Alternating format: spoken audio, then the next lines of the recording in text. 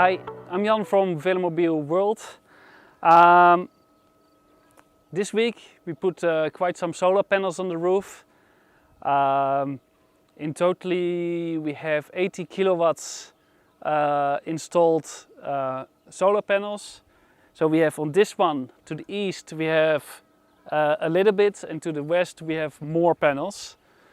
It's not perfectly aligned to the sun, but to make a complete installation to lift up the panels was also very much material costs, and so we made this investment because the rules are changed in Romania. Now we can deliver back in the grid, and previous that was not working so well.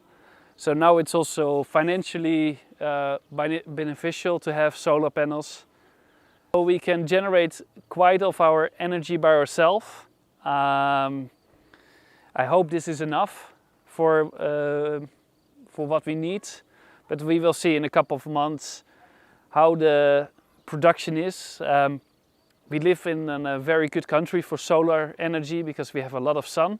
Also in the winter we have a lot of sun. So yeah, we have a very good location for producing the electricity with solar panels. Have fun, see you next time.